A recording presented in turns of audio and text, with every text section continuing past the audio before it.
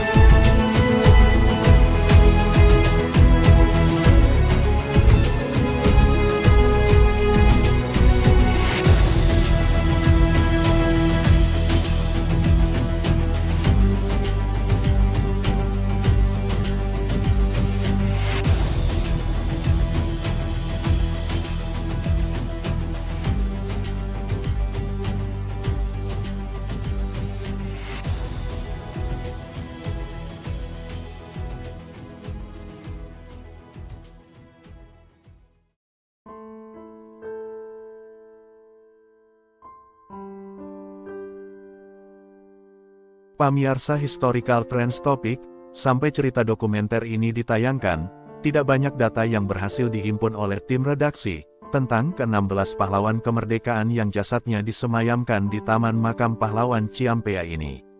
Yang pasti, gugurnya ke-16 tentara keamanan rakyat dari Kodam Siliwangi di tangan para penjajah Belanda, dibantu pasukan Gurkha India, dan Inggris yang dikenal Nika ini, tak lain untuk mempertahankan kemerdekaan bumi pertiwi, dari para penjajah yang ingin kembali bercokol setelah kepergian pasukan Nippon Jepang, yang hengkang dari bumi Jawa Nusantara setelah menyerah tanpa syarat kepada pihak sekutu Amerika, yang berhasil membombardir kota Hiroshima dan Nagasaki Jepang, pada 6 hingga tanggal 9 Agustus tahun 1945, menggunakan bom atom. Pahlawan Letnan Soekarno, berasal dari wilayah Bogor Barat, atau tepatnya, dari sebuah perkampungan terpencil yang di masa lalu masuk ke dalam wilayah Desa Kalongliut di Kecamatan Lewisadeng, yang sekarang mekar menjadi Desa Hambaro yang masuk dalam wilayah teritorial Kecamatan Nanggung. Sebelum Belanda menguasai lagi tanah Jawa, penjajah asal negeri kincir angin ini sempat menyerah kepada Jepang pada tanggal 8 Maret tahun 1942 pagi, di rumah dinas seorang perwira di kawasan Landasan Udara Kalijati, Subang. Lantaran pada tanggal 7 Maret tahun 1942, kawasan Lembang Bandung, berhasil dikuasai tentara Jepang, dan memaksa pasukan Belanda pimpinan Letnan Jenderal Terporten, wajib menuruti perintah gencatan senjata yang diminta Jepang.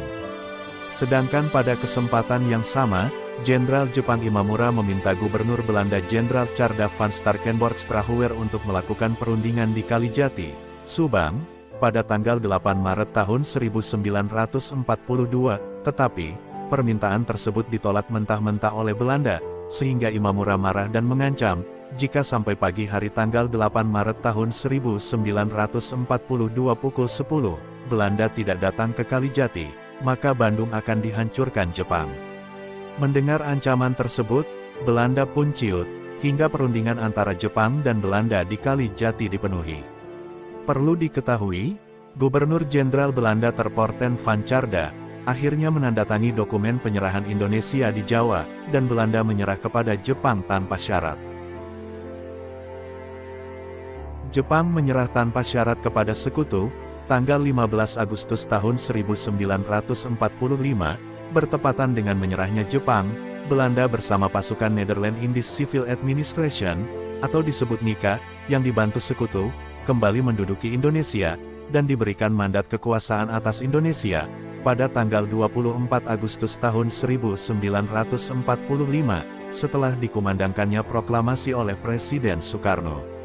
Maka dari situlah, Belanda kembali menguasai Indonesia. Sementara, masuknya lagi Belanda ke Bogor, pahlawan Letnan Soekarno dari Tentara Keamanan Rakyat Batalion Kodam Siliwangi, bersama ratusan pasukannya, mendapat tugas mengamankan wilayah Bogor Barat, dan beberapa personilnya disebar ke Ciamis dan Cibober Lewiliang.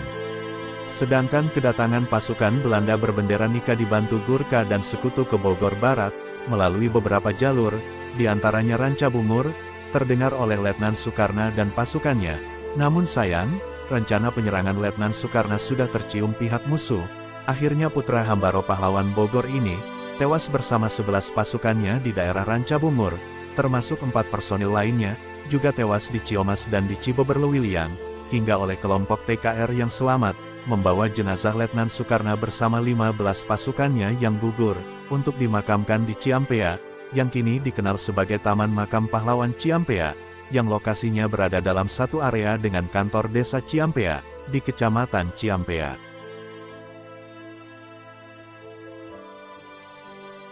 Dari sedikitnya informasi tentang asal-usul ke-15 pahlawan yang gugur pada peperangan melawan pasukan Belanda yang dimakamkan di Taman Makam Pahlawan Ciampea, hanya seulas kisah sosok Letnan Soekarno saja, di saat sebelum melakukan penyerangan ke barak Belanda, yang saat itu berada di seberang Tangsi, di ujung Pasar Lama Ciampea, yang berada di sisi muara Sungai Cisadane dan Sungai Ciapus.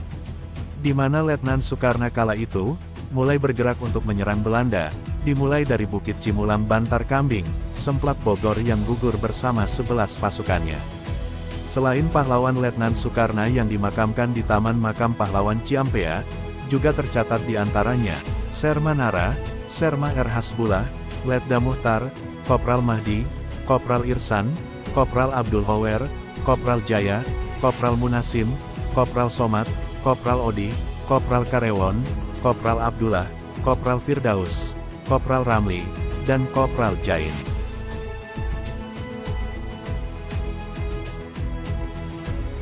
Kini, untuk mengenang jasa-jasa perjuangan Letnan Soekarno di Ciampea, sampai sekarang namanya digunakan untuk sebuah nama jalan yang berada di ujung Jalan Raya Warung Borong Ciampea, hingga ke ujung eks Pasar Ciampea Lama di Desa Ciampea, dan Desa Benteng di Kecamatan Ciampea.